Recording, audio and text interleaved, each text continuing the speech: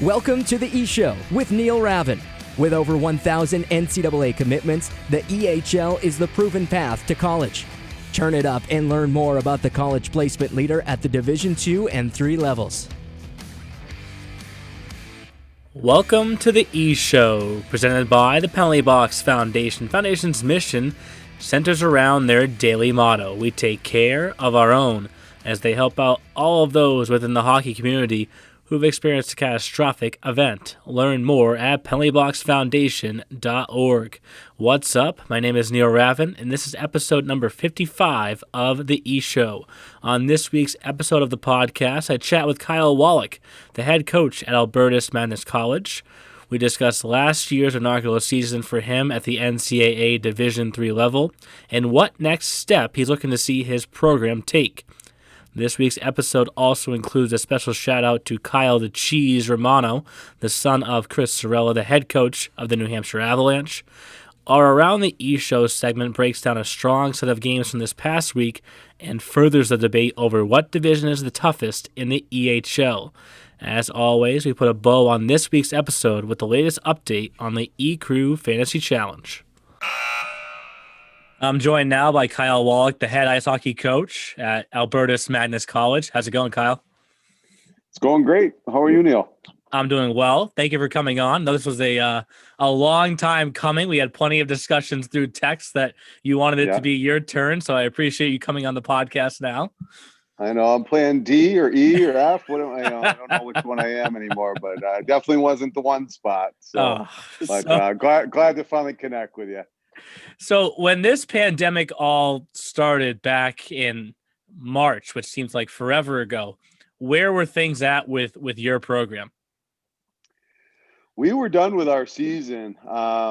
Being our first year, being an independent last year, we kind of condensed things where we were done in, maybe the February 10th range. So guys were, I think, actually on spring break at that time. So they were home, and basically we just told them to stay home at that point. And then we kind of figured out times to come back and get your stuff and that sort of thing. But it was kind of hey, we're going to turn this 1 week spring break into two. And I didn't see too many guys being in Mexico at that point, but it was a different kind of spring break for the boys. So, and obviously, I'm sure we both thought the same. We thought it was something that was going to come through and pass in a month, 2 months, and then everything would be fine for the next hockey season. But as we all know, time progressed and you haven't had a chance to play a game yet this season. When did that kind of reality, I guess you could say, set in and make you turn just fully towards recruiting? Yeah, I mean, I feel like we're never not recruiting, but I guess, I kind of had the thoughts of, okay, by the end of the summer, with the way the science is going and, just every day people learn more and more about obviously what we're going through with this pandemic, that I thought probably by the end of the summer when kids are coming back, we might be able to get through this. And then it turns, different ways each day. So, I guess we had a plan. We kind of figured we weren't going to play in the first half. We started practicing. We got delayed, shut down a bit, just kind of like everybody else. And now, our return plan is actually our guys are coming back in this week. We start testing again Friday.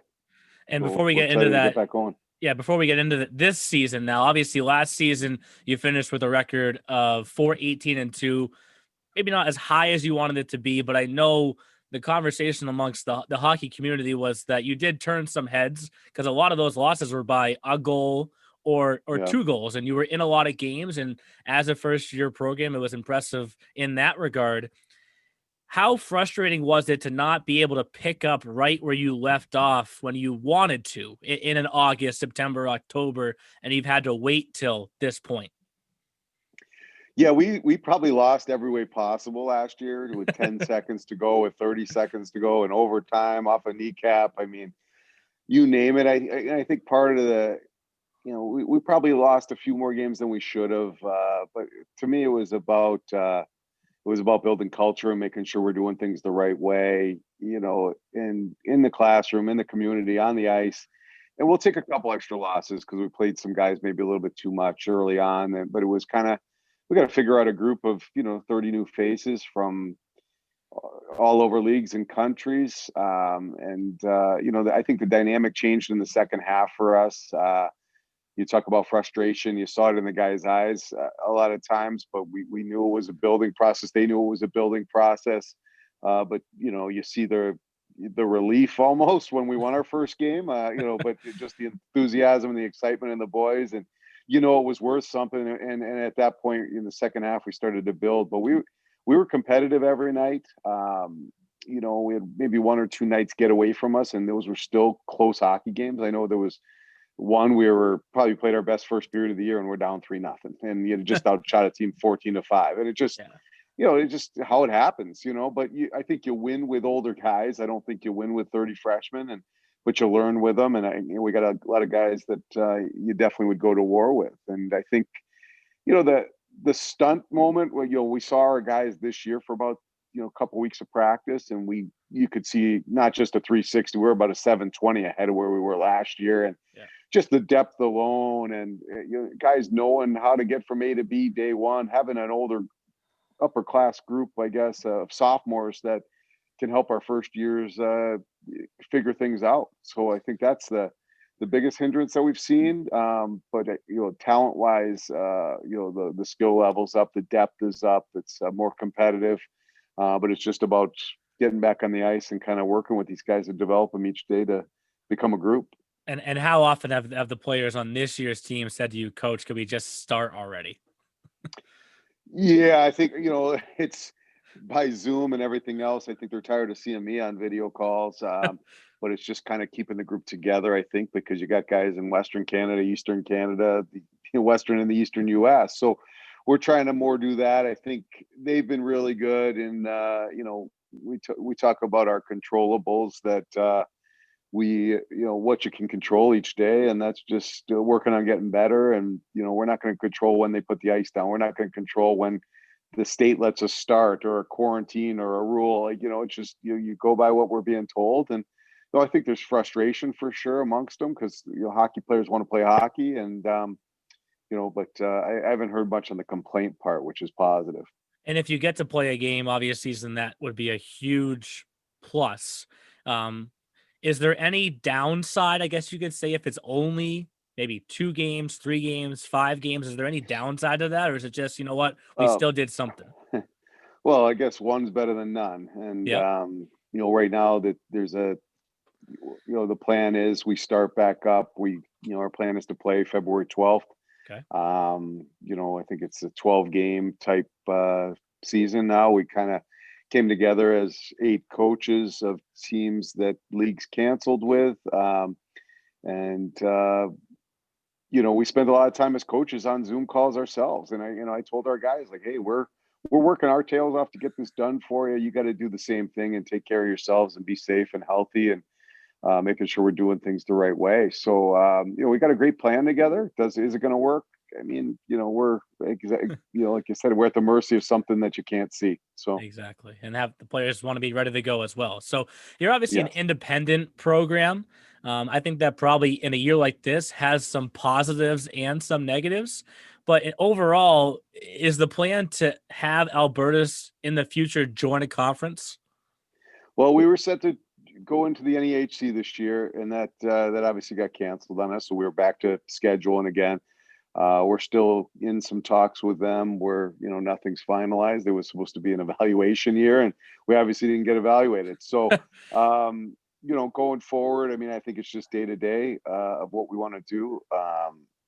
I want to be personally around the best hockey schools we can be around, and, join the proper league when the time comes to be around and associated with the right group. If we got to be independent, I think Arizona State's proven that you could do a pretty good thing being independent. Long Island University is going to be independent, and they're showing really well. So, I don't mind playing the best schedule I can put together as an independent. And just, at the end of the day, you got to win hockey games and take care of business if you want to be in the national tournament. And I say positive because I asked this same question to Eric Sorensen. There's obviously some Division III conferences and schools that aren't allowed to go recruit right now. We obviously know all of Division I can't, but by being an independent, that's let you go out. Do you look at it from that perspective? Yeah, I mean, I haven't thought about it that way. I know, some programs and guys are handcuffed. Right now we can really only go so far. We've been able to cover the East, and we've been able to do some creative things, I guess.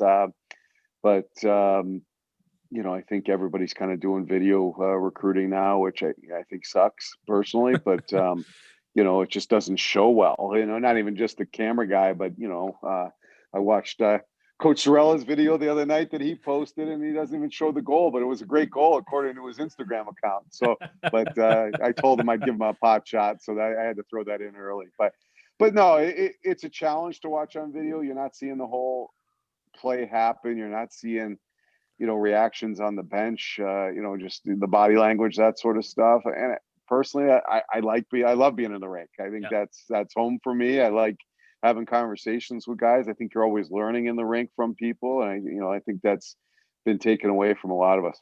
And that's funny because I saw that goal also. The camera's automatic. It just couldn't keep up with the play in that one situation. Yeah, no doubt. No doubt. But one of your assistant coaches is Brian Fahey, and I've actually seen him at a number of games as well. And he has a history in the EHL, being a former coach of the New York Apple Corps. Do you think that helps that he has a close history like that? Well, I just think it helps with relationships and knowing coaches and knowing what the kids are going through, more on a day-to-day basis from the junior side of things and what the league's about. So I think it's, I think when he started up with us, he had relationships with a lot of players that he was still recruiting for Apple Corps, that he was coached at Apple Corps. So it's building a network, and that's for both my assistants. I think that's the biggest thing right now for them is keep building their network so it grows throughout the years when they're recruiting somewhere else, hopefully in 10 years. And now let's talk about your coaching career, because you played at Springfield College and then you got right into it. And you've had a few different stops along the way, and now it seems like you're in a really good spot. Can you kind of take us through the journey to Albertus?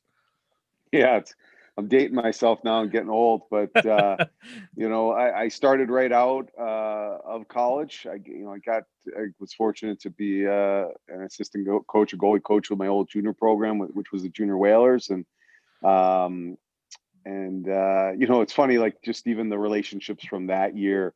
2 years actually. Judd Brackett was one of my goalies. He's now with the Minnesota Wild, and Mike Anderson's coaching with the Junior Bruins, and Jimmy Hanko with the Junior Rangers in Connecticut. So just even those relationships of guys you coached way back then to now 20 some odd years later, it's pretty cool to kind of see. And so I went down to Delaware, which was a AHCA program, a club program. But it was a great spot, 20,000 students, the 2 rinks on campus. And, I got experience, and that's really, I think, what I needed at that time. But we had a great group of guys. It was a really well run program, and I got my kind of feet under my belt in the recruiting aspect and getting out there, I think. And went from there to Nichols College, which was a smaller Division III school, as we all know, and kind of similar to in Albertus, and started there as an assistant coach, a grad assistant type position for a year, and moved on to my first Division I job from there at Quinnipiac, and this was old school, I guess, where there was no you're dealing with Zoom calls, you're dealing with but you barely had email then. This was the late 90s, and it was the old, hey, you write a letter to the coach, or you reach out by trying to get somebody on their office phone, and and Rand Pecknold picked up and got back to me, and we met in a parking lot at a rink and talked, and I was a Division I assistant, and Quinnipiac at the time wasn't Quinnipiac what it was now. We were building, and it was a newer Division I program, and but we got to see it at the grassroots, and I learned a ton there in 3 years. We went to an NCAA tournament our third year, which was awesome. It might not even have been our best team, but it was the best group. And moved on from there to go to University of Connecticut at UConn, and we were in Atlantic hockey at that time, and it's obviously grown up to be in Hockey East, and a pretty big vision for the school. But spent 2 years there with UMass Boston. Head coach Pete Belisle was my partner in crime there, and Bruce Marshall, the head coach, gave me an opportunity to go, and we had a great time there, and that led me to Holy Cross, which Paul Pearl was the head coach, who's now at Boston University. He was an assistant for Bruce as well, so you kind of see where the connections go. And spent 2 years at Holy Cross. Great place. We won, probably arguably the biggest upset in college hockey history. We beat Minnesota my second year in the NCAA tournament, which was surreal still when you see the highlights and you watch. This was the first year I actually watched the game. They had it on during the pandemic, and actually watched it whole. But it was unreal what that experience was like, and lost to North Dakota the next day. But it was great group. You look back at the players on the ice and you're going, how the heck were we even in that game? Like Phil Kessel's coming down, and TJ Oshie and the gang. So some okay guys out there. But. And then Holy Cross led to Yale, where I spent 5 years there, and we had some great success, and got to be a part of some great groups, and ultimately the group we recruited won the national championship there in 2013, and went on to become a head coach in Indiana in the USHL for a year, which was really my first head coaching job, which was a lot of fun. Like I loved junior hockey. I thought it was a blast. Just it was hockey. You're dialed into it. Different than the college side where you're dealing with a lot of things on campus. It was just you're focused on that hockey piece, and you get to try different things with the double amount of games and practices, which was great. And you're working with some of the best players in the world at that level at the USHL, which was awesome. And went from there on to Vermont for 6 years. You say 6 years, and that was probably my longest stint, which seemed like it went, just as quick as any of them. But had a great time up in Burlington, great college city. Had some success there. We went to the NCAA tournament. We went to the Hockey East semis in the Garden, and ultimately it led back here where my wife's uncle had reached out about this job opening at Albertus, and I didn't know much about it, even though we were a couple blocks down the road at Yale. I knew about as much as seeing the sign on the street. And her uncle was the mayor of New Haven for 20 years down here, and he's like, you might want to look into this one. And made a few calls, and everything happened really fast. The basketball coach here, Mitch Oliver, was actually an assistant basketball coach at Quinnipiac when I was there. So there was some relationship built in. Had some quick conversations, came down for an interview, saw what the campus looked like. Actually was probably similar.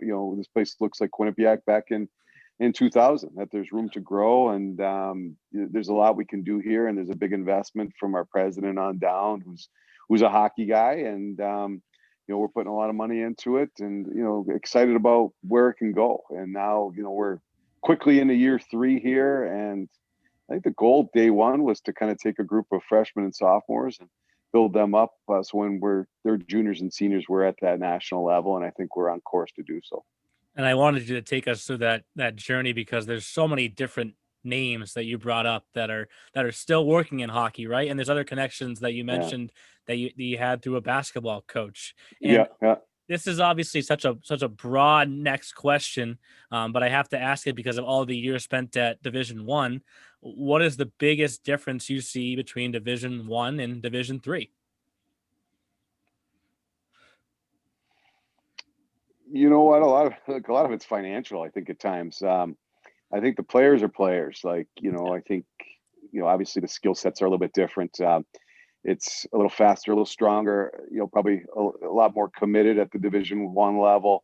Not that my guys aren't committed, but it's just a level up. And, but I don't think it's far off. I think, and I always say there's 400, kids going Division I every year with, 61 Division I teams. There's, 400, 450 kids a year. So a kid number 500 might be a Division I kid, but he's playing Division III hockey. So I think there's some really good players at this level. I think the depth is different. I think you're not seeing Ralph Engelstad or Aganis on every corner of those arenas, but at the same time, I think kids are having kids are having a great experience, at places at the D3 level. It's a different experience. It's not as long. I don't know the best way to put it, but I think there's a lot of Division I players on our campus in general that it's a different feel for the regular Division III campus lifestyle. I think hockey's kind of its own beast at this level, where some other sports aren't as competitive that way, and it's more club and rack, I think. So. And now I got to ask a fun question, because I asked this with Eric Sorensen last week, who also is a new Division III program at Rivier University. But it has nothing to do with that, because this is something that I've found that's been very unique, especially in our league. As a former goaltender, why are there so many goalies that turn into coaches? You know what? That's a great question, actually. I don't know if it's just how we see the game. I mean, I don't consider myself a wacky goalie. I'm a pretty personable guy, for those who know me, but I'm not shy by any means. But I don't know if it's just the seeing the game from the back out, or maybe just because all of us can't stop pucks, we got to get into something. So it could be one way or the other. And I don't know what Eric's answer was, but I don't know if there's a certain way about it. But I just think it's not as many as you'd probably think. But I think there's a good group of guys out there that are coaching, that are former goalies, and it's interesting seeing them at camps and stuff. I was fortunate to do one this summer with Jared Wayman. Kind of brought a veteran crew back to his camp, and he's working with the Tampa Bay Lightning now. And we had a fun couple of days this summer, just reminiscing, I think. So it was good times. Well, there's a few in the EHL. I know on Thanksgiving in particular, we had Cody Campbell go against Bill Zanaboni. So there you got two former Division I goalies. Yeah, that's right. There. And now as we look forward, obviously you mentioned you hope to play this full 12-game schedule this season. Whether you can or whether you can't, obviously it's been a very challenging year. We mentioned the record in 18-2 last season. Do you have another goal set for this year or for next year? Or is it just, one step at a time, we'll get to where we want to get to? I mean, I think it's one step at a time. We're focused right now on just trying to get started. I think it's get back here with a negative test. Take your test on Friday and be negative, and we'll worry about. I'm not too worried about if we go 0-12, we go 0-12. Let's just try to get better and get these kids games. And, I want these kids to experience something this year. They've gone through a ton. I think we talk about the not playing hockey, but it's the mental part, I think, as well, too. And the mental health that these kids are hurting too. I think, we can handle it as adults and the frustration and some of us can't, but at the same time, I think these kids need this. I think they just need to be on the ice together and get a chance to play. And I think whether we're playing one game or 12 games, I think it's a positive experience. And then I'll focus on next year when it comes. I think it's all day to day. It's all year to year in college hockey in general. And you kind of I'll focus on the next group when that time comes. And I have to bring up recruiting one more time before we finish, because obviously this season is just so unique. And obviously with college players now getting an extra year of eligibility, it puts even more pressure on our junior players. And I'm sure some of the conversations that you're having with some of our players, how would you, I guess you could say, look at it from each perspective? One, from a college perspective, how do you try and put a junior player's mind at ease that you are interested, you just need some time? And if you're a junior player, how do you find a way to stay patient right now? Sure. I think it's different for each kid and each team and each college program. I mean, I have one junior on my roster right now, so it's a little different, and I got to still separate my classes, so I need a decent sized group. But others might return 7 seniors for a 5th year, so are they going to go take another? But I'm sure they still want to have some freshmen in their class, but it might go from a class that's 7 to 3. So I think, obviously guys are going to take good players if they see them, and they're going to move with them. I think the frustrating part is the best advice I could give is you're a 20-year-old and you get an offer that you like, you take it and grab it up and you run with it. Cause I think it's a challenge for them to just to get opportunity in general right now to get a spot. So. Well, I'm sure you're going to hopefully here, commit one of our guys soon. Hopefully there's another Cam Weitzman coming your way who led your team in scoring this past season. So sure. I appreciate We're getting you. there. We're getting close, so we'll see. I'm sure you are. I'm sure you are. So thank you again for coming on the podcast. I know this was, in your words, we could say long overdue. We'll get you back on. Yeah. We'll get you back on again Anytime. over this summer for sure. It was a pleasure coming on as always. Thank you. Thank you. Thanks again to Kyle Wallack for coming on the podcast this week. For those that don't know, I have a group text with Kyle and Chris Cerrella, the head coach of the New Hampshire Avalanche. And for the past 4 weeks, every time I have a different guest on, Kyle has been pointing out to me that it wasn't him. So we finally get him on the podcast, the head coach at Albertus Magnus. Obviously wanted to get his second year started, but as you heard there during the interview, they're still hopeful of getting 12 games in this season. But with that, let's bring in the E crew, Jefferson Mills, Brittany Hart, and Kyle McKenna. And guys, we're going to start off this week with a trivia question. Oh, no. Ooh, changing it up. So the other day, I called a goal scored by Ryan Terse, which has been dubbed as the Michigan goal. It's kind of the lacrosse move when you put it into the top corner. And I was told by Sean Walsh, the head coach that's at Southern New Hampshire, that I announced it wrong. Yes. Because it's not the Michigan move, in his opinion. And the SNU move? The player that first did it, that really ever first did it, went to Michigan. But the trivia question is, can you name that player? Absolutely not. Oh, boy. I can name the year. You can name the year, but not the player? I think so. 1997. I don't even know if that was the year. Yeah. I almost said Pavelski, but he went to Wisconsin. Can we get a hint? Is he in what did he go to the NHL and was notable? Yeah, is he American, Canadian, Russian? Neil has no idea. I don't know about all that. I just know the guy's name. Oh my god. He played a little bit in the ECHL. Oh. ECHL. Yeah. Ooh, we're digging deep here. Yeah, not for me. That's, His name was Mike Legg. Mike Legg? I never would have guessed that in 4 million years. Of course. No. Mike Legg. And Sean Walsh, Southern New Hampshire's coach, said it's not the Michigan move, it's the Mike Legg move. I was like, okay. Everybody calls it the Michigan move because he went to Michigan, and right. that's the whole thing. And like, because Michigan sounds better than Mike Legg, I guess. Sorry, Mike. Have you? And I know Brittany has. Is it an Odell Beckham catch or is it? I love him. Did you go Odell on somebody or did you go somewhere else? And I know that Brittany hasn't had the chance to come on a hockey TV broadcast as a broadcaster yet, but like maybe Jeff and Kyle can relate. Like in the moment of such a big goal like that, I don't even know what I said.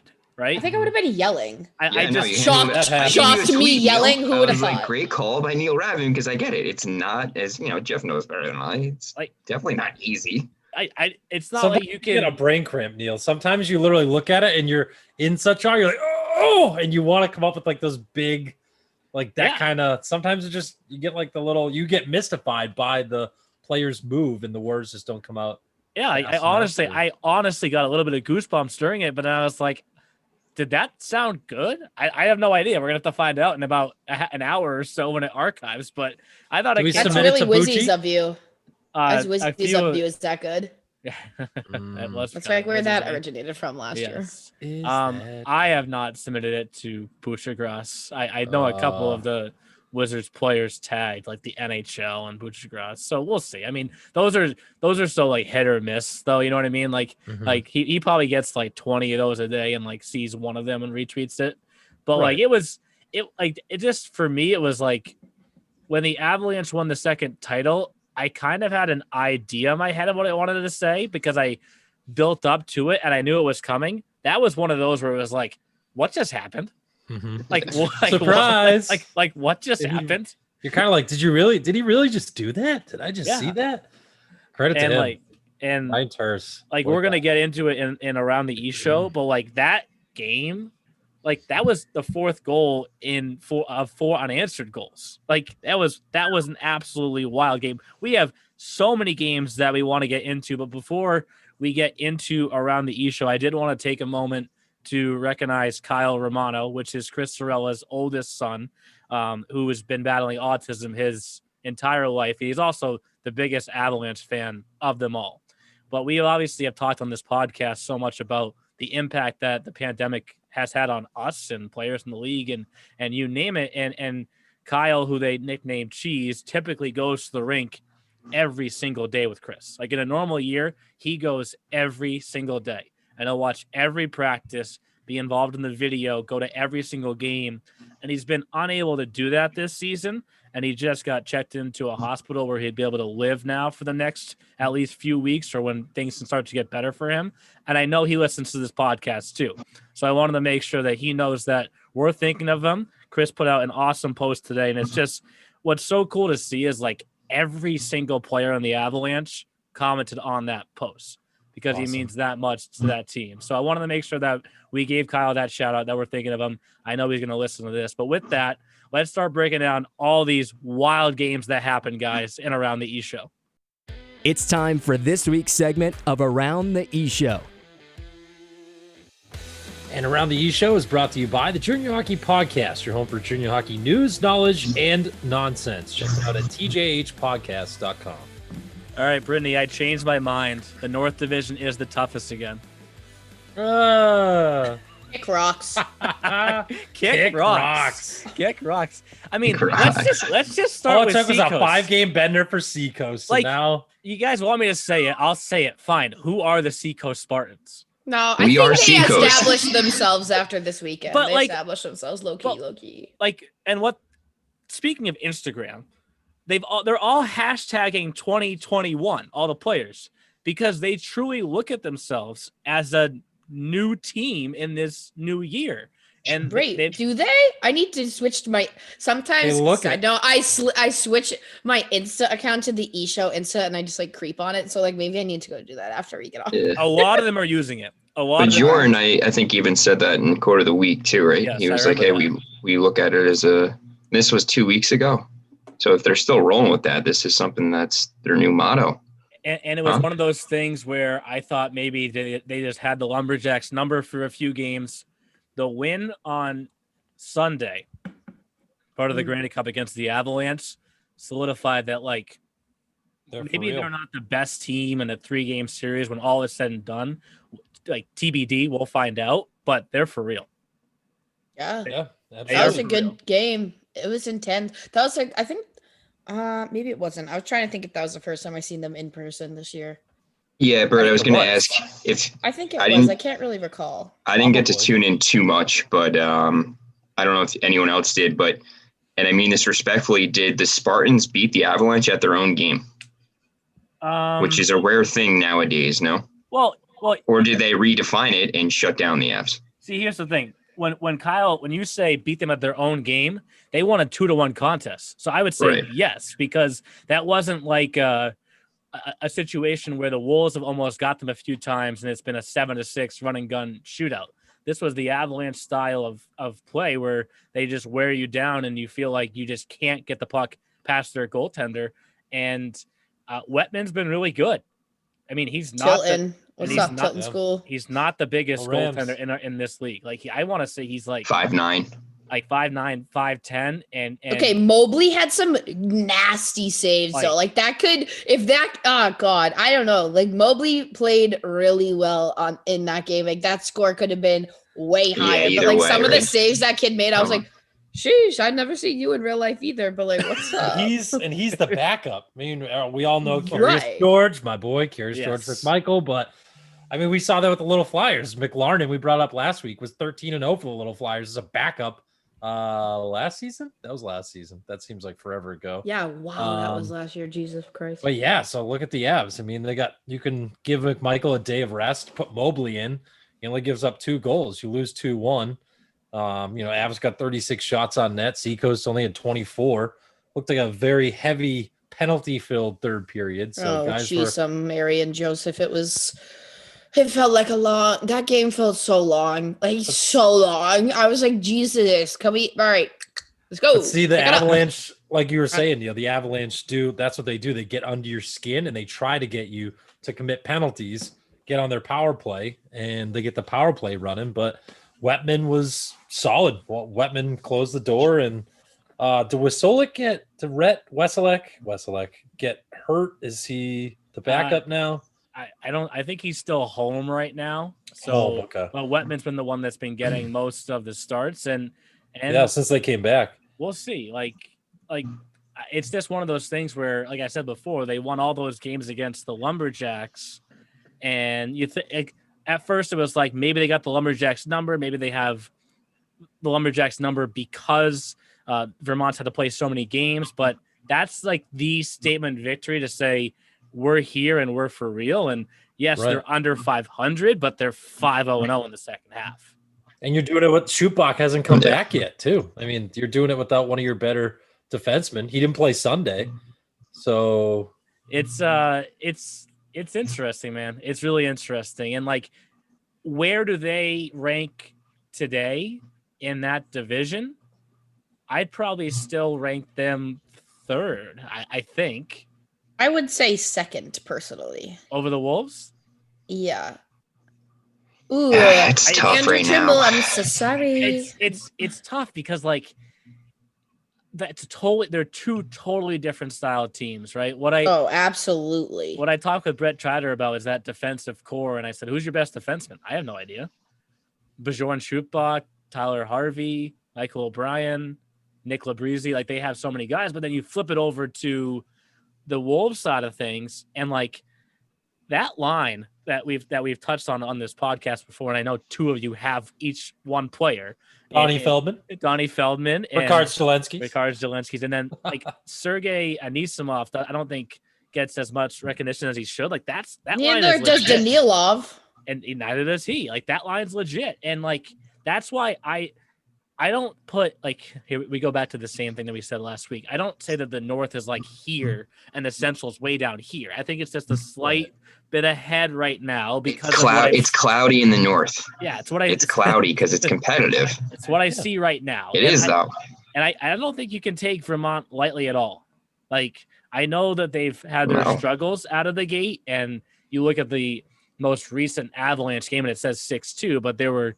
That game was not a 6-2 game. Like we were both there watching it. Like it got like kind of got away from the Lumberjacks in the third period, but like the first two periods. Yeah, and there were two empty net goals. Right, two Engas.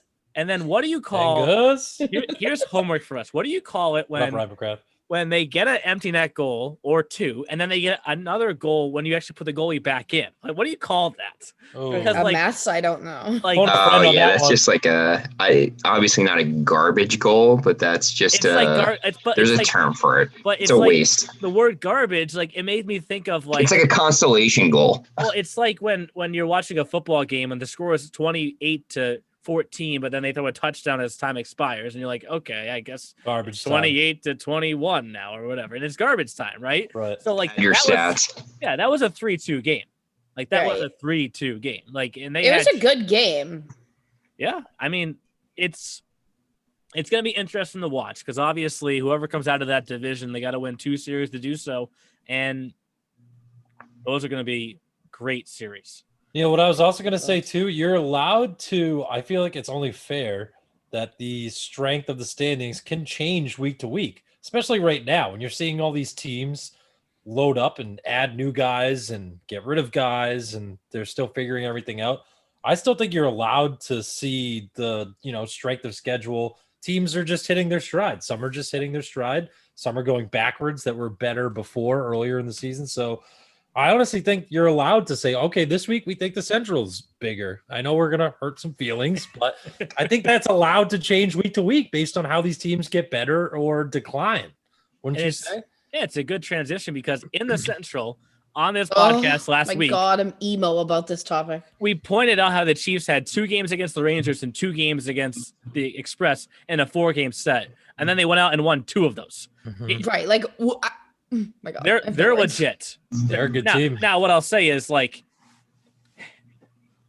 former Mid-Atlantic Conference team, right? Yes, and I'll love the neck. I'll say the same question because I know you guys love to hear me say it. Who are the Chiefs, right? Because who are the Chiefs? Like it just shows you how much parity we have in this league that you could beat the Rangers top-ranked team one day and then you drop the next game in overtime to the Warriors, right? Still got a point. Oh my God, I forgot that happened. But it's like it shows you how tight that division is as well. And like we touched on Wolves versus Spartans playoff series. That would be fun.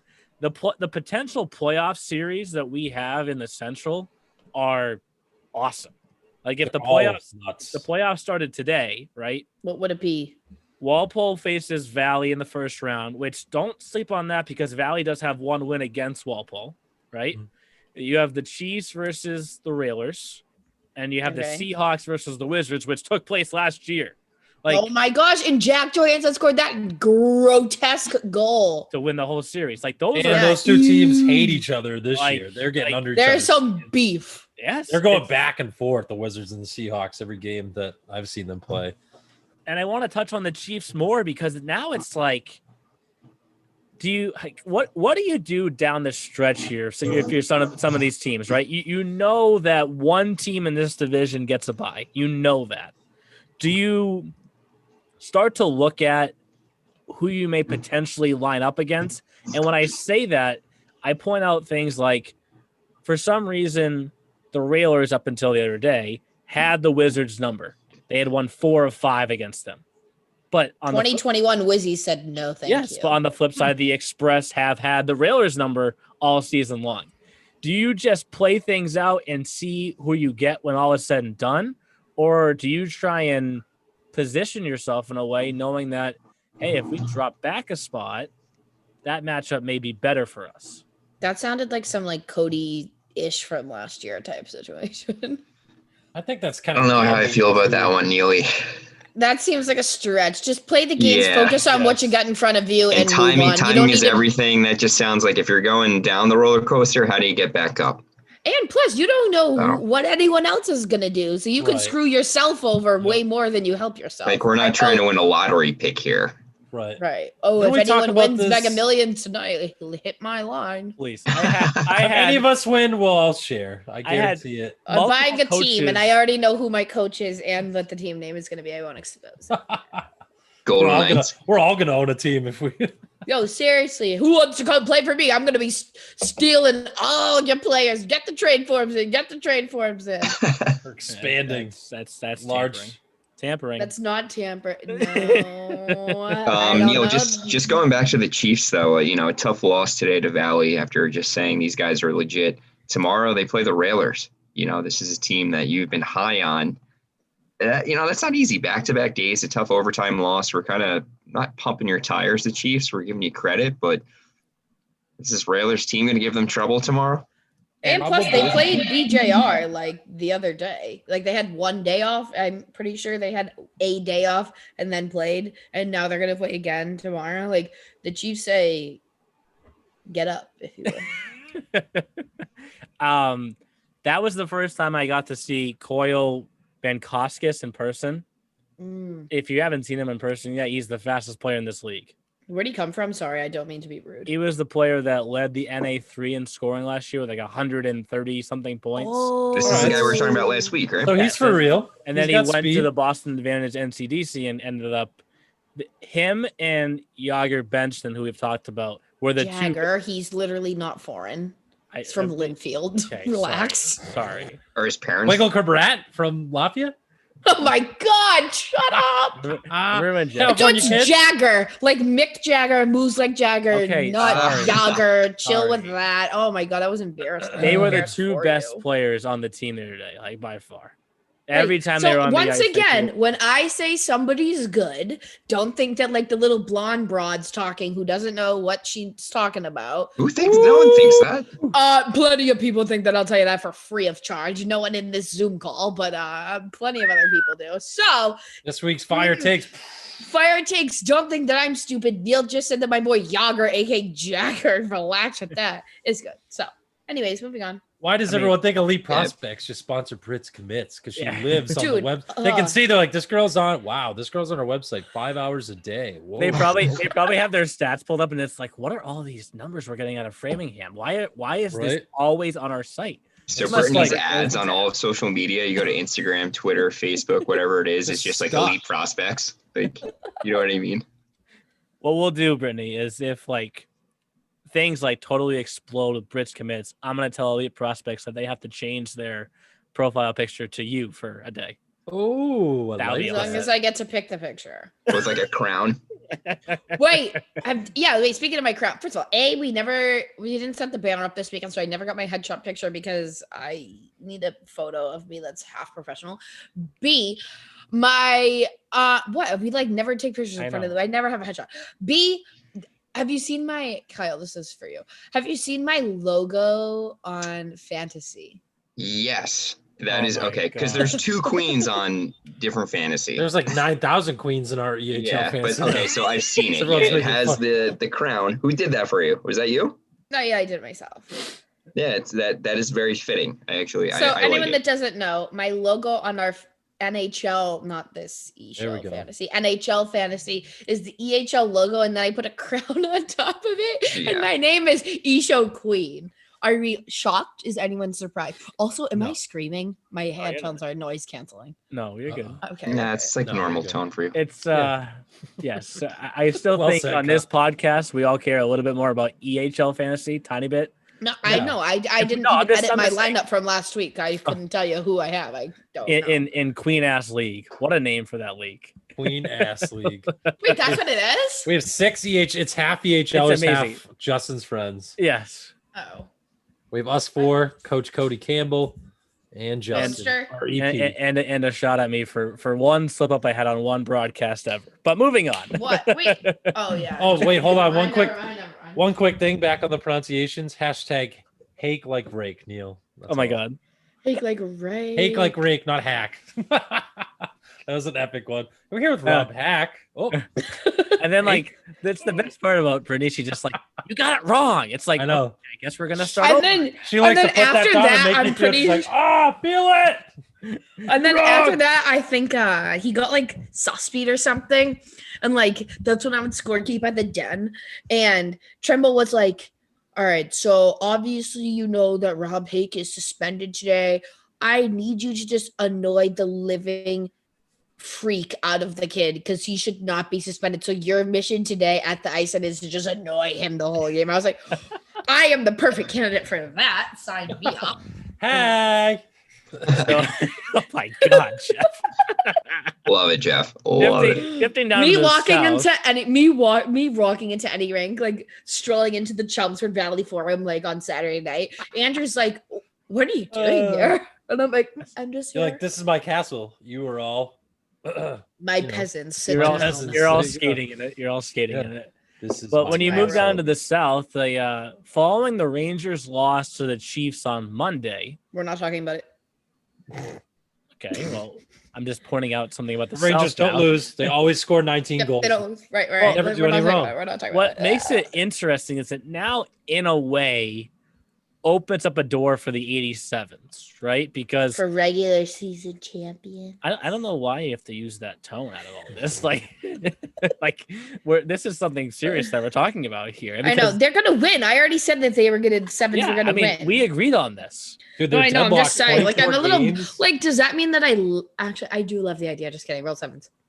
87's up a point. They've each played 24 games, 21-1-2, 21-2-1. And they sat the horses down today.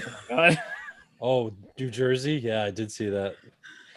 And it's what I say opens up the door for them because now they are, if everyone wins out, it's theirs. The regular season title is theirs, and it's so important this year because you provide yourself the ultimate protection based off what could happen in the playoffs.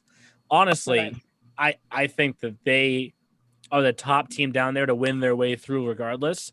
And I know in talking with Maddie and Adam, they want to go do it the full way. They want to win it the right way. They want to get there by winning each playoff round and making it. But with that said, to have that protection, I would imagine that makes you feel a little bit better. Yeah, especially after they got booted by Wilkes-Barre. Yes. I'm just being honest. The defunct Wilkes-Barre Scranton Knights. That is crazy to think, isn't that? That seems like another lifetime ago. And thinking about this. Yeah. I was looking at pictures today on Google Drive, and I was like, oh my God. And I saw WBS. I'm like, oh yeah, I remember Wilkes-Barre. Me too. So the 87s were the only first place team that hasn't lost in 2021. Yes. So my prediction is 2 more first place teams will lose in 2021. I'm not saying it's the same 2 first place teams. I think things are going to get a little different and a little weird. But with that being said, I'm giving credit to the 87s. They can only play what's on their schedule. They're a good hockey team, but they were the only team this past week in first place that did not lose. They're also the only team in the South we will never have to play. Who are the? Yeah, no, sure that game don't need to be played there. Nope. Who is Team Maryland? Yeah, I mean, there's another one. Like that's one Right. where I think when all is said and done, it's between them and the Little Flyers for that second seed and that second bye. Absolutely. I mean, like it. I mean, Protect McKenna's overtime losses galore, Kyle. They do not like overtime. You know, it's a different team now, though, with Protect. Completely different, and we're still none of us are familiar. I can even say we're not familiar enough yet with Protect because it's a different roster. Give me goodbye, Braden Patricia, officially on the Walpole Express, and hello, hat trick. Well, in case you didn't know, now you know. You heard he got a hat trick today, supposedly. Didn't look at the box score. I couldn't tell you about it. Whatever. Well, supposedly he actually scored a 4th goal also. Oh, that was waved off. Oh, good job, yeah. referees. Did they give it to Justin Sullivan? Who was reffing that game? Why? What are you gonna do? You gotta send them a gift? Yes. Oh. Did they give it a Sully or Dude, Terrain? it's weird not seeing like Rose ref games because he's down in like the forbidden land, right? And I'm like, dang, the bubble, right? The whatever it's called, Hub City concept. No, like I feel like all the rest when I go to games, which I don't get to go to games as much as I did last year, and not new news. But I'm like, who are these people? Like the refs used to be like my friends last year because I would score keep and like we would just chat it up like all time, like all game. Now I'm like, I don't. Gino's bringing the young crew. I mean, yeah. So WTF, Binda? I just saw Matrano at Northeastern the other day. He hasn't been doing any junior league games. Good old Jared.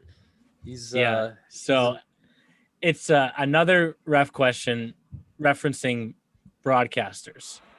When you're calling a game, Jeff and or Kyle, and the ref like barks out at a player or coach, do you freeze? Like I freeze. The other day during the game, one of the officials was like, "That's enough," and I was like, I didn't know. I like lost my train of thought. Wait, where were you? At the Wizards Railers, and like you could hear it through the microphone. Like there's no way you couldn't. Like, and I was just like. You can't at Protect. Anyways, well, Jeff knows, and Jeff filling in for me once again. Jeff, if they drop Friday's you guys are game, like on top of the players. Yes, if the Wizards drop Friday's game, that makes them. Who are they playing? Oh, Valley. Sorry. Would that make them 0-3 with you? Yep. Okay. 3. Okay. Nice. That's good. They 0-3. Lost Dude, to the lots Rangers, of Wizzies talk on this podcast. Ducks. Well, actually, before we get back down to the South, I have another trivia question. I'm gonna get it right, regarding the Wizards that Kyle knows the answer to because he just put it in keeping up with Kyle. The Wizards have won 3 straight games. When's the last time they did that this season? Oh, God. First 3 games of the season? Bingo. 3-0. Wait, nah, for real? Yes. It's like Freddie, that's not Freddie-esque, but he's gone. But like, because I remember in the first week of the podcast, we're like, wait, this is usually what the Wizzies. This isn't January; it's September. Doesn't Corey know? He's gonna look at the Freddie Meyer East Coast Wizards Bible that says turn it off for the first half of the season. Respectfully, I had to look that one up when I saw they won 3 games. It was a tough stretch at one point. I was like, this might be the first time all season. Yeah. But then I remembered, but that's right. The Wizzies are, as Neil said in the group chat, don't let the Wizzies get hot. Oh, I love their that. They're bringing the magic. They're clicking.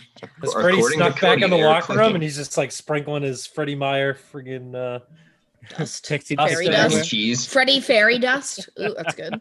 In case anyone doesn't know, I'm going to plug the Wizzies. Oh, look at me being versatile with my teams. Yeah. On Friday, everybody, be sure to head to this seems like an ad read. Oh, it's not. Look on the EHL YouTube and the Insta for my newest Brits commits with Andrew Safura. Get up, Steph. Yeah. Ooh, my fantasy boy. I love you, Steph. See you Friday, boy. See you Friday, son. True. Oh, lucky you get to see the boy. Please get a hat trick, Andrew. I need some points. Oh, I haven't seen hearing anyone call him Andrew's the weirdest thing. Andrew. Well, I will say this. Andy. Good job, Brittany, because I wanted to plug that on here. So thank you. Well, it's funny because Steph said something. I was just on Zoom with Stefera, and I was like, "Oh, I'm gonna go do the podcast," and he goes, "You gonna plug it?" And I was like, "Word, yeah, I'm gonna plug it. I'll be sure to plug it all the time. Don't worry." Here we are. So Andrew Safura to Castleton University. Get up, Wizzies. It's not Wizzy Wednesday. It is Wizzy Wednesday. They didn't play today, but it's Wizzy Wednesday because we're recording on a Wednesday. And you interviewed Stefira on a Wizzy Wednesday. Boom, damn it. I should have said that. I said Wizzy Wednesday to him, and he's like, most? What is Wizzy Wednesday? And I'm like, you know how last year you had every home game ever on a Wednesday? And he's like, oh, yeah. It's good marketing. I like that. It is. Yeah, I know. Hire me, Scott Fusco. But what's going on with the Wizards, Neil? They're scoring goals. Right, they scored 8, 5, and 4 goals in the last 3 games. But it's a lot of guys getting on the score sheet, I feel like. Yeah, you know what I mean? They don't just have like and I mean this respectfully to my boy Mikey. I like it when you call me Big GM Papa. Throw your hands in the air, you're the true scorer. But the Wizards, it's a lot of different guys. It seems like. Right, it's not like last year when it was Gorman Darby. Period. And Harley. Sorry, Jesus God. Christ. Oh my God. That's gonna cause me some beef. All right, but like last year was them 3, and if it wasn't them 3, it was like what's going on here? The depth scoring has picked up. They've gotten Papa. They've gotten some timely saves. I know Bennett Jung. I know Bennett Jung won the first 2 games in that winning streak for them. His first 2 starts in the EHL, but Adam Yost was excellent in that game against the Railers also. Some friendly competition there. Hey, we all believe in the system. We want to win. Let's do this. Bring the magic. Yes. We all want to go to Hogwarts. I get it. But what got started to get plugged in there that I kind of wanted to wrap up our Around the East show segment with is Brittany mentioned the Stefura interview, committed to Castleton. Guys, in the last week, the commitments are insane. I know. I check the website like every day, like religiously. I gotta go down the list. Congrats to everyone too. This is like because one of the biggest questions that I've been asking with all the college coaches that I've been interviewing, and I get asked it also, is like what will the final commitment number be like this year? And like in a normal year, like we hit around a 150, and it's like if we got to that number this year, it'd be a dream because you have to factor in that. Every college player gets 1 more year of eligibility at Division II, 3, and 1, like every single one. So if they all come back, including the seniors, that team doesn't need anybody else. Now, if they lose the seniors, they got to fill that class. So it's right. I know that's a problem with UMass. Oh, I probably shouldn't expose that. Never mind. Sorry. You can. I was gonna say it's a problem with UMass Boston because in case you didn't know, there's like kids on UMass Boston. Like there's one, I don't know his name. Sorry, I apologize. But now he's on LIU, and it's like, whoa, you go from UMass Boston to LIU, and he like is doing well for himself. So like you have kids like that who are on the bubble of like the D3, D1 that can go play for like new D1 programs like LIU, and now they're looking for kids. Sean Paul is going to be like, why are you exposing my whole? No, but no, this is good because Kyle Wallack on the interview, when you go back and you listen to it, he pointed out that there's only about 450, 60 Division I players, right? So that 500th best player in the country or the world, whatever, is probably Division I caliber, but he's playing Division II or Division III. And like, there's only that's why those kids are able to switch back and forth or make the switch when something like this happens. Yep. Dude, thank you for clearing that up. Weeks ago, I don't know his name off the top of my head, but you know what I'm talking about? Yes, his last name because I looked at his Instagram and I was like, why is he in a UMass Boston jersey? But he's playing for LIU because I follow LIU on all the, and we're supposed to play them at Bentley when we come back eventually. So I'm excited to see them. And I was like, get his name. I gotta get his name. Please do, because I looked and I was like, he's wearing a UMass Boston jersey. He's on LIU. I don't get it. I'm confused. And then I forgot. Speaking of LIU and the Wizzies, Dylan Chouette It's going to LAU. He was our rookie of the Wiz. year for the Yeah. Wizzies. Now he's on Northeast Generals. Now he's going to LAU. What year? Nice. What year? I don't know. My first year, so whenever that was, like 2007, 2015? it feels like, for Christ's sake. That was 2014. I remember his 17, 18. It was 17, Yeah, it was 18. 17, 18 because I graduated in 2018 from school. And the player that went from UMass Boston to LIU was Zach Bross. Yes, Bross, thank that's you it. so much, Neil. Done. Yes. But Zach Bross. and what I tell a lot of people when I go on the road also is that there's 92 Division II and Division III schools. So there's actually more of an opportunity to play Division II or Division III college hockey than there is Division I. Yeah, there's only 60 Division I schools, I believe. Yeah, 60 now. or 61. I think that I think LIU? it's 43. No, they go up to No 60. joke. They go up to 62 next year, and they add St. Thomas. Thomas. Yes. Oh, yes. St. Dude, Thomas, neutral yeah. zone's paying off, baby. Here we Yes. go. Well, Fire me up. Let me run down the list of commits from the past week because almost everyone got one, right? You start with the Rangers. I wouldn't say everyone. There's a few teams without a commit. Relax with that. How dare you, Neil? Jacob Rodriguez to SUNY Brockport. Nick Latvala, with the rest of the league. Nick Latvala to Bethel. The East Coast Wizards added, as Brittany mentioned, Andrew Stafura and Zach Papapetros to Castleton. Keith Davenport, keep an eye out for Kyle's feature on him. I don't want to give that one away because you're going to want to read this one. What that kid's going through this season is pretty special. He's going to Nazareth. Continuing on down the list, obviously the one team that really had it going this past week with the commitments were the Avalanche. Just listen to some of these. Listen to some of these. Chris Aaron, SUNY Brockport. Carson Fotheringham, I think it was before last week. That was Rivier. Well, yeah, because that was my burst commits for the last week. Sorry. Ryan Malka, Albertus Magnus. Mitch McGinn, Wentworth. Yo, that's yes! Get up, Wentworth! Corey Tumanis to Pittsburgh State. Matt Carlson to Wilkes for the fall of 2022. So he's coming back to play for them again next season. Ooh. He's good. I actually like the way he plays a lot. Quick shout out to Riviere. I've already met Coach Eric Sorensen. Saw him at Rodman. He was like there Saturday, and I ago. didn't know that was him. Actually, he's been at the Edge for both my games when I filled in for you, Neil, and I've seen him at Rodman watching the Express when I filled in too. He came up to me, took a picture of the line chart because we're not giving out line charts a lot this year because there's no scouts. He's got a crazy app. Like he takes a picture of it. Oh, really? And it like goes into this app, and he can make all little notes and stuff. Like it's a piece of paper. He has a pen and everything. Oh, unreal! It's like a scanner. Yeah. Yes. Norton does scanner? That too. Yes. He has like his iPad for it. It's really funny. Yeah, Eric nice came to Rivier from Williams last year, so a lot of the NESCAC guys have that software. I think I had was Eric on last week. All the weeks are blending together. I had him on last week. I think it was. Yeah, because I did the Carson thing interview last week. Yes, and there's just a couple other to point out. Joe Biddle to Skidmore. Whoa. Artem Matachenko to Manhattanville. Enville, throw it up. Okay, I got to point that one out. Matt Ryan to Stonehill. The list just keeps growing and growing. And to see where it was this week compared to last week, and at the recording time, we're at 62 right now.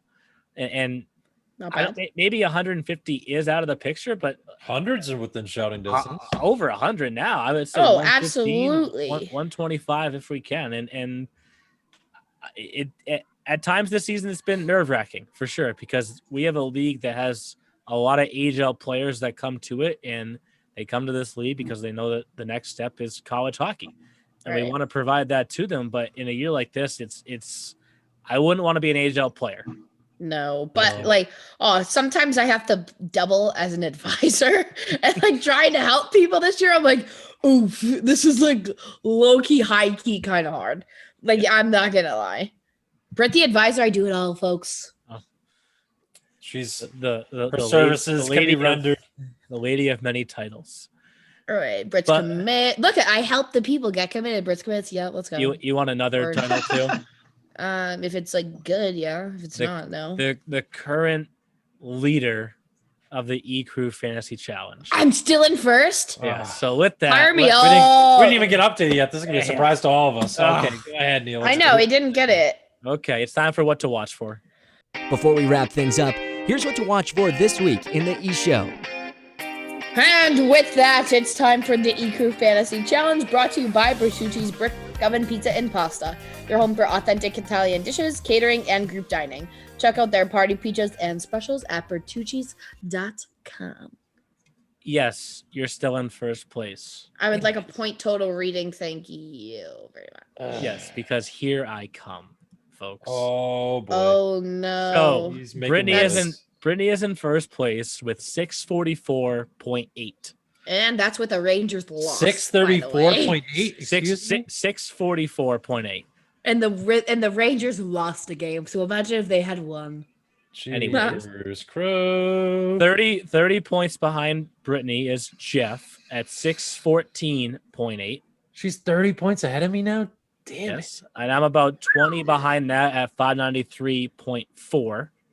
593. Okay. Wow. Okay. You should send Matt Belinsky something in the mail for that one. We're gonna go over each person's week because Kyle had an excellent week this past week himself, and he's at 496.2. So let's start breaking down where Kyle added points this past week, because he still hasn't been able to get the points that will be coming from Colin Bella when he returns from injury.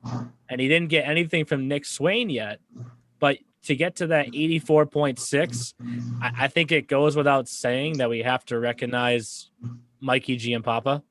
Like the FOW Ford of the week is that Ford good? of the week got him 19 points. 19 because points. I traded him away, crying myself to sleep. It was like a conditional pick. Like it definitely was. Like I wasn't like over here like causing a scene. Mikey, I had faith in you since day one, my man. Hop on the bandwagon. I've been on the Mikey train for 3 years. I've been here for 4 months, so I'll take them.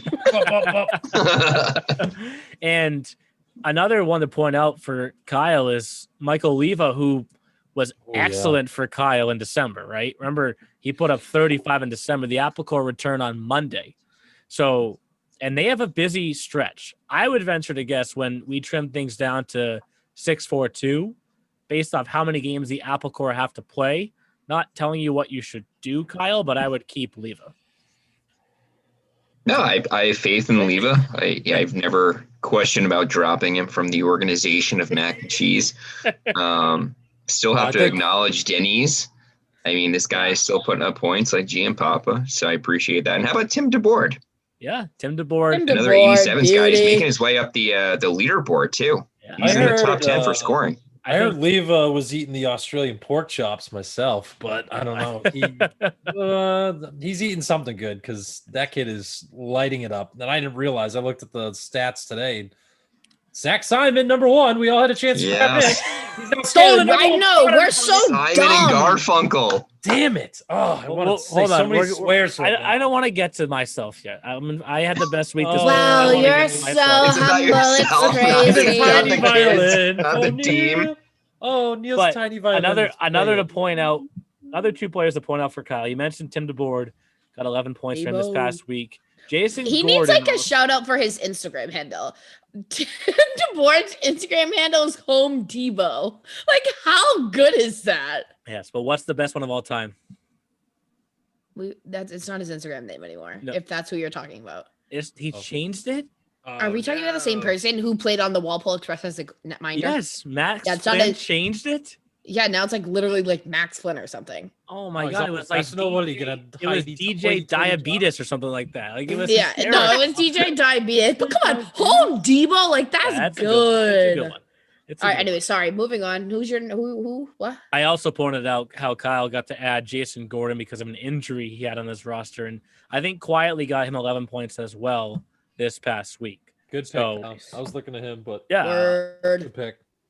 When you shift over to Jeff, I think Jeff's players were a little bit quiet this week. You point out 9 from Justin Sullivan, 8 from Andrew Stafura.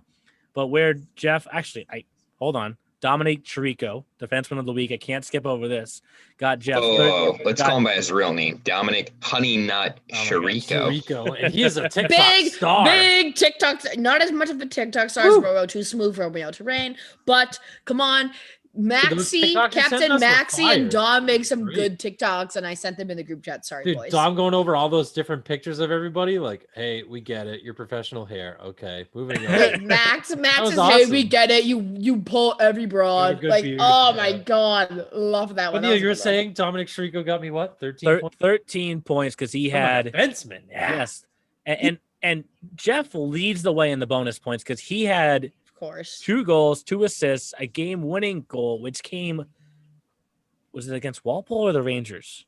It was against the Rangers. The Rangers, yes, I think it was the Rangers. Yeah. That's the top 5 game-winning goal. And then where Jeff has made, his bread and butter all fantasy are his goalie points. McMichael had a start, but he won it. Got him 8.2. I'm saying Ronan Mobley, please sit down. Sit down. We need Georgie to stay in Sit down, sir. Sit down. I don't want him getting rusty for the playoff run there. Is that like a Meek Mill quote? Mozzarella sticks. Come on, let's go. And Mason Palmer in 3 games for Jeff, getting him 16.6. So 80.8 points for Jeff, which I know puts him, quote unquote, 4th for the week. But when those forwards start to go again, look out. Hopefully. Look out. And Don't then Jeff got hot. Wait, so Neil, can you clarify how many points did I have this week and where would I finish? Yeah, we didn't get the cool graphics. Yeah, we need the weekly. What was the weekly finishings? I'm telling you, I must have been second. So overall. We went over overall. Yes, we did that. Those will be sent tomorrow. The weekly finishings. Overall, can you please go over the weekly? I'm gonna. We already went over the overall, dude. Oh god. The overall is Brittany, Jeff, me, Kyle. This past week was me, Brittany, Kyle, Jeff. I still got points from who? So let's go through it. Let's go through Ryan Webb. You put up 92.4 this past week, and it was did my insane BJR game, was that from the last week or this week? Last week. It was from 2 weeks ago. Oh. So, but it was the consistency, right? Yasuda was 7. Paul Feinleis was 6. Robbie Seawagon with 8. Dante Gatone with 9. Ricard Zelensky's with 12. Jack Johansson with 10. Yeah, Seawagon came back to life, huh? Yeah. And opposite of Jeff, you had 2.4 total points from your goalies this past week. Oof. So when the goalies start to go, just like how when Jeff's forwards start to go, maybe the lead increases again. Can I tell you guys a funny story? Oh God. It's not really that funny. At the Den on whatever the Christ day that was, Monday, Sunday, I don't know. I was Avs Lumbies, and I'm, Cam as well, my little pal. I'm chatting with him, and then Paul Feinleis walks out, and I was like, "Oh, thanks for getting me points, bud." And he's so confused. He has no idea who I am. And I'm like, oh my God, I'm so embarrassed. I was like, I'm literally so embarrassed. I was like, and Cam's like, that's Brett, the one who picked you. And he's like, oh, thanks. And I was like, I feel, I'm like, yikes, this is so embarrassing. I need to crawl in a hole and just not come out. Who are you, bud? Right. I was like, I know your brother. Right. I was like, sheesh, but it was embarrassing for me. So wait, his brother. I saw his brother played for Walpole Express, and then he went to Assumption, maybe? He was on one of my Facebook memories the other day from a showcase in a yesteryear. His name was John. John Feinleis. There it is. Thank you, Britt. Because I saw it on the line chart. And I think he goes to Walpole, I don't know where he goes. He either goes to Assumption or St. Mike's. I can't remember. Assumption. John Feinleis. I saw it on the line chart, and I was like, oh, Feinleis. That must be his brother, because it's not a common last name. Yeah, so I was wicked embarrassed. And I was like, goodbye. I'm out. I'm out. All right. I was like, Jimmy, your kids don't know who I am. He's like, good. I was like, all right, word. Peace. Is it my turn now? Yeah, I guess so. Is Neil the captain now? It's his turn. So, my Michigan goal got me 95 points. Bleh. Listen. I said you should have bonus points. We can take them away. We can take them right away. Yes. The clear points. The Michigan goal should have got me bonus points. I said it should have, and I was being polite. And the Patricia hat trick should have got me bonus points, but I'm not bitter. I put up 107 this past week. No big deal. No big deal.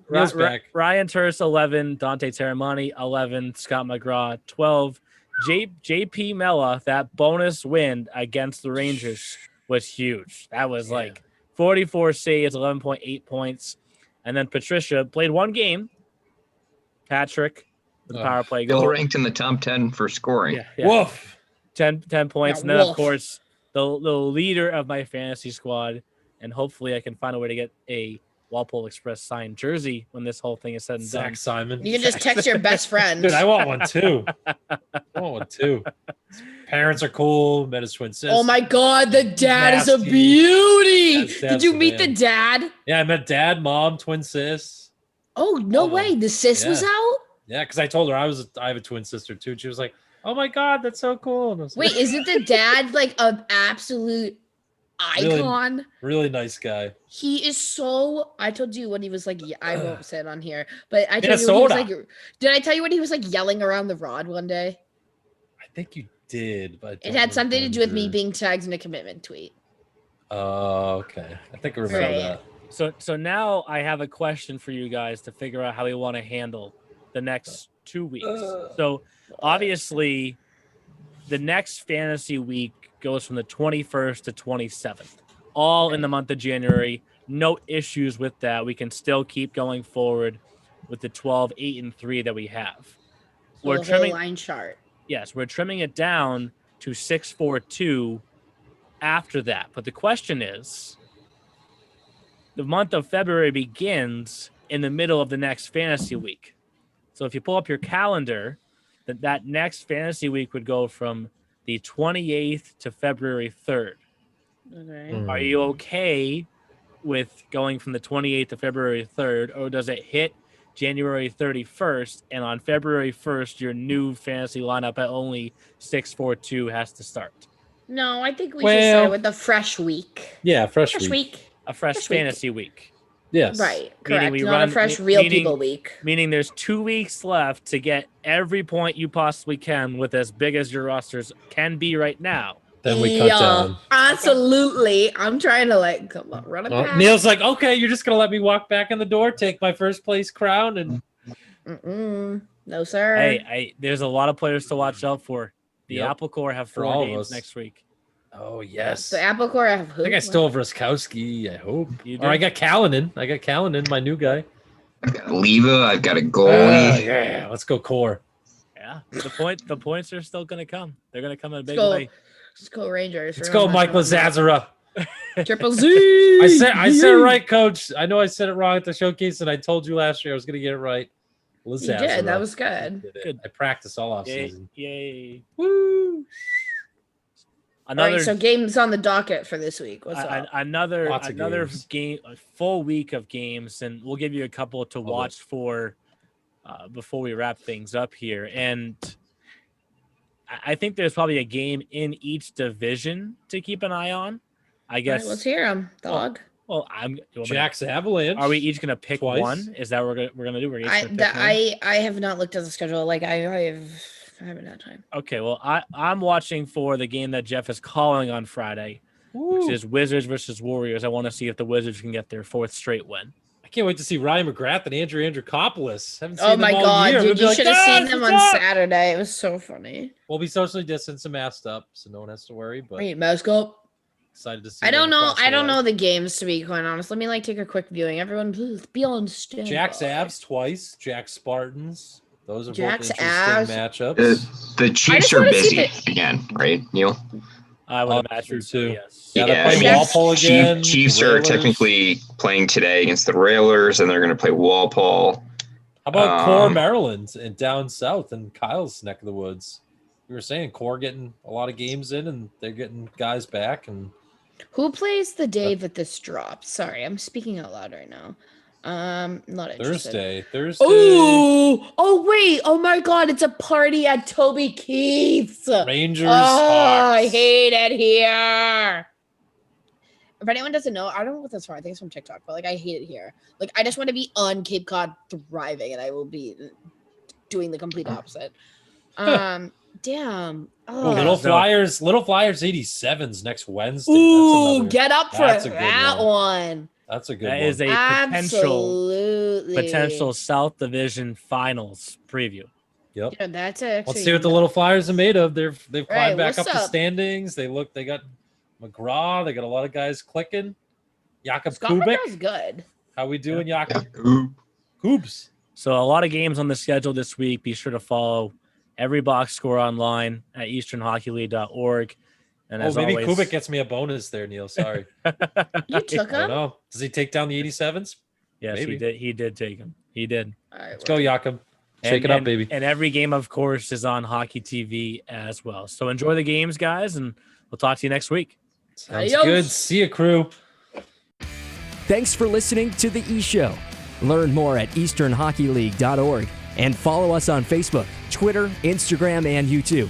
Also, be sure to subscribe and get notified when next week's podcast is released.